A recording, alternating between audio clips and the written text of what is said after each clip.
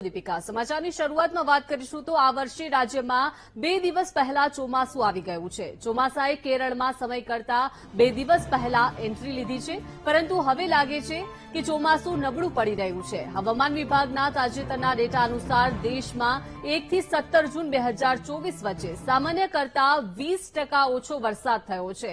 પૂર્વ અને ઉત્તર પૂર્વમાં 20%, ઉત્તરમાં 68% અને મધ્ય ભારતમાં 29% વરસાદ ઓછો થયો છે, જ્યારે દક્ષિણ ભારતમાં ગત વર્ષની સરખામણીએ 17% ઓછો વરસાદ થયો છે। તો આ સાથે જ હવામાન વિભાગે હીટવેવને લઈને પણ આગાહી કરી છે। દિલ્હીમાં છેલ્લા 35 દિવસથી તાપમાન 40 ડિગ્રીને પાર છે, ત્યારે આવતીકાલે દિલ્હી, હરિયાણા અને ઉત્તર પ્રદેશમાં હીટવેવની સંભાવના વ્યક્ત કરવામાં આવી છે। ઉલ્લેખનીય છે કે જુલાઈ અને સપ્ટેમ્બર મહિના વચ્ચે લાનીના સક્રિય થવાની સંભાવના વ્યક્ત કરવામાં આવી છે।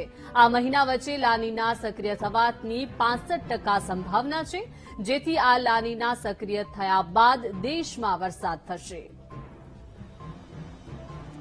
તો 20% ઓછો વરસાદ થયો છે। મહત્વનું છે કે ચોમાસું 2 દિવસ પહેલા પ્રવેશી ચૂક્યું છે, પરંતુ હવે ચોમાસું ક્યાંક ને ક્યાંક નબળું જણાઈ રહ્યું છે, પરંતુ હવે આ વર્ષે વરસાદ સારો થશે તેવી ક્યાંક ને ક્યાંક સંભાવના વ્યક્ત કરાઈ રહી છે।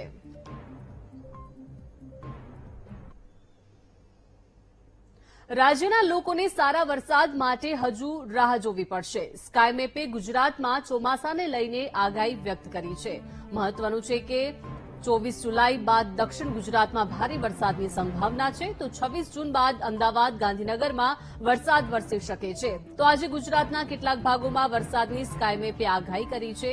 આજે દક્ષિણ ગુજરાતના કેટલાક વિસ્તારમાં હળવા વરસાદની સંભાવના વ્યક્ત કરાઈ છે। તો ભરૂચ, સુરત, નવસારી, તાપીમાં સામાન્ય વરસાદ પડી શકે છે, તો ભાવનગર, અમરેલી, ગીર સોમનાથ અને જૂનાગઢમાં પણ વરસાદની સંભાવના છે।